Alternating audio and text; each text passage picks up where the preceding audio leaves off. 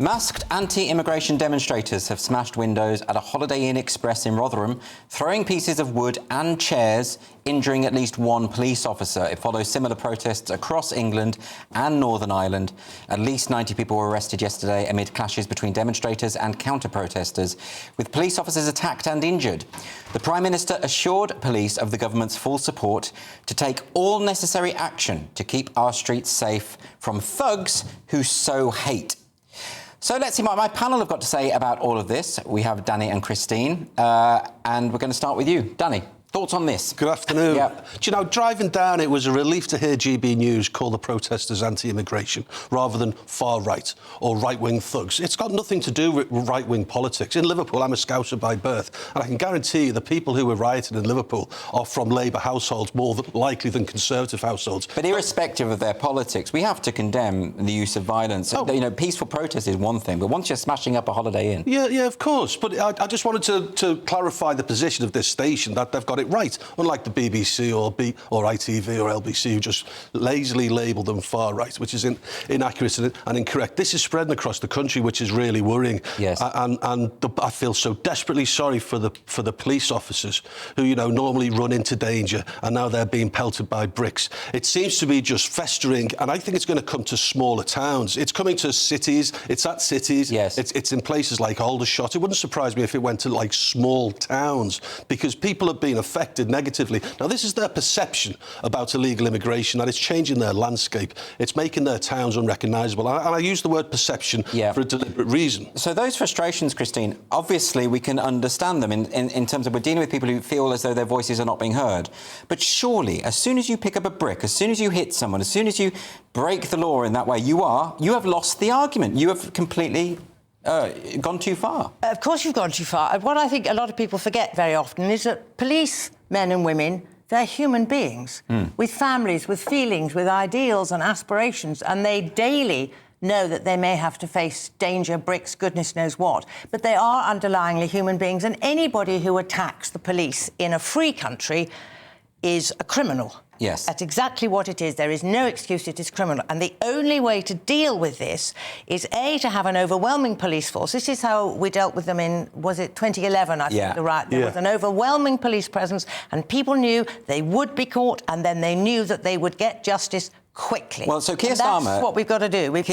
Well, Keir Starmer gave his speech, obviously. He said he's going to open the courts 24 hours. He's going to deal with the people who are breaking the law. But he has been criticised, Danny, within that speech, hasn't he? Because it seemed to imply, just tagging on to what you were saying earlier, he seemed to imply that all of this is a big far-right, that anyone who has reservations about illegal immigration is a far-right thug. Whereas, of course, we have to make a very clear distinction, don't we, between the people who are committing acts of violence and the people who are protesting peacefully or making their voices heard peacefully and have these same reservations. Yeah, again, you know, the language is very important. Rhetoric's important because you can fan flames, because people feel... I'm going to put myself in their shoes, because I'm not in their shoes. I live in an area that hasn't been affected by illegal immigration, but they feel that they're being silenced, and if they raise any objection, then they're being labelled... Almost, some people are being called Nazi scum off our streets.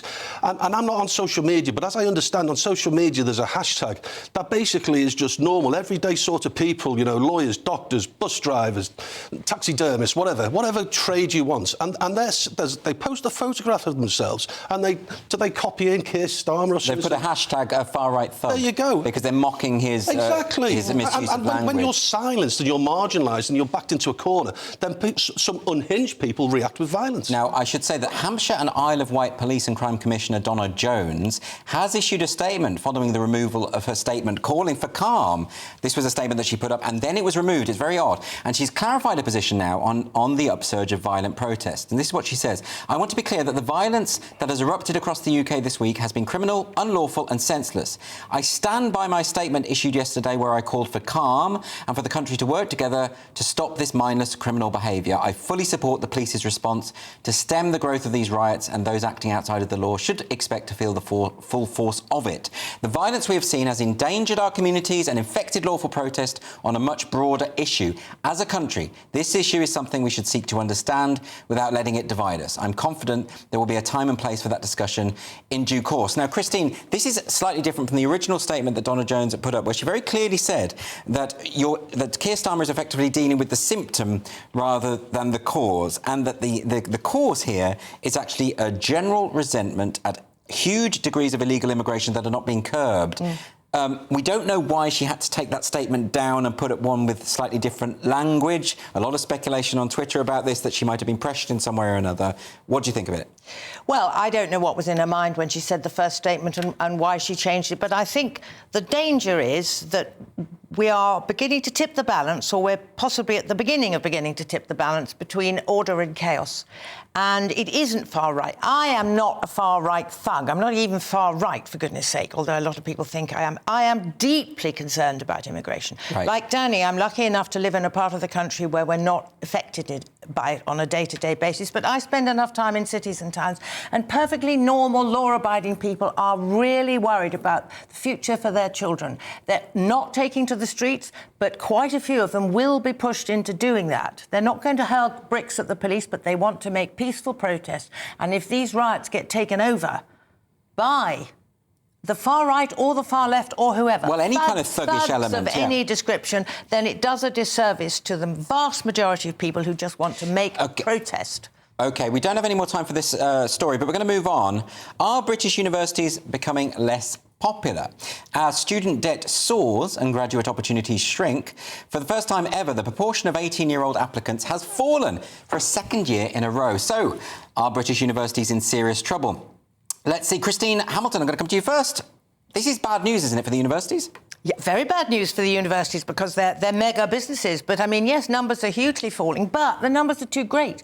When I went to university in the, the late 60s, about 10% of people, school leavers, 10% went to university. Now it's fallen, but it's, knocking on to 50%. It's 41 or something like that. But isn't that strange? Because there's apprenticeships, there's all the other things. People are suited to different things, right? People are suited to different things. And the person who's led the way on all this, believe it or not, is Ewan Blair. Tony Blair was the one who said, open the floodgates, everybody must go to university, which is ridiculous. I had free university education, but only 10% of people had university education. Yeah. You can't afford it. Everybody, if nearly half the eligible go, and the country has to pay for it. But Ewan Blair has set up this, I can't remember what it's called now, I do know, but I haven't turned the page. But never mind. He is making, or will make, an absolute fortune out of this because it's an apprenticeship scheme which seeks to match school leavers with companies who want apprenticeship. They offer apprenticeship schemes. So not everybody has to go to university. It's become de rigueur. You have to go and you're doing floral art and stuff like that. I mean, it's... Nothing wrong with floral art. No, but you don't need a degree in floral art. Well, this is the point, isn't it, that a lot of people, Danny, have been convinced that they need to go to university to get anywhere in life. Actually, a lot of the people who go into other avenues end up earning a whole lot more than people who go to... And they're not saddled with this incredible debt. Well, besides broadcasting, I have my own very successful business away from broadcasting and journalism. But at the age of 30, I actually stopped what I was doing and went to the University of Central Lancashire to train as a broadcast journalist. It cost me about £4,000 for the course and about £6,000. This is for 1 year. Yeah. About £6,000 just living it up and renting all of that sort of course. I was a 30-year-old single lad, and so I was saddled with all of that debt. Now imagine being at university for 4 or 5 years and saddled with 40 or 50 grand. I wonder how many of our viewers and listeners have got a degree and their job has absolutely nothing to do with that degree. Exactly. And if you look back at it, what a waste of 4 or 5 years. Well, there's a kind of snobbery about it, isn't there? Because, there are some people who are more academically minded, and it will make complete sense for them to go to university. And the idea seemed to be that when Labour were pushing this back in the day, that if you didn't go to university, you should somehow be ashamed of that. But why? If your skill set is more in sort of different types of work, there's nothing shameful about that. Of course there isn't. We're all different, for heaven's sake. And the Ewan Blair's company, by the way, I've now turned the page, it's called Multiverse. Multiverse. And I think it's brilliant that the son of Tony Blair has turned his father's policy on his head and is now he's alleged to be will be even richer than his father. But it isn't just British students, it's foreign students as well. And, of course, universities rely to a very heavy degree on foreign students because whereas the British students pay whatever it is, about 9,000, the foreign students pay 35,000. Oh, yes, it's more than 3 times the amount. And they're down as well. So, I mean, it is very bad news for the university. Yeah, and they do need money, don't they? I mean, ultimately, they're struggling. And we complain when we get given a tourist menu at a cafe in Greece that we get charged more. I didn't realise that foreign students were charged about 6 or 7 times. Oh, as they're much as ripped British. off. They really are, yeah. I mean, that's unethical, you could argue, isn't it? To charge someone foreign 6 times as much as someone who's but a because as I was saying, in the good old days, British people who went to university, British youngsters, got their fees, etc., paid for. So why should a foreigner... now, they're not paying the full cost. They're only paying a contribution. It's like the tourist menu. I think it's not the full cost of their university education. Do you know what? I'm not worried about the tourist menu, because I think you have to make an effort to learn enough of the language to not be fooled by the tourist menu thing. Why should yes, that's a fair point, yeah. Why should the British taxpayer, in any shape or form, fund the education of foreign students? Yeah, it does kind of make sense. You know, it sounds bad on the face of it, but it does make sense.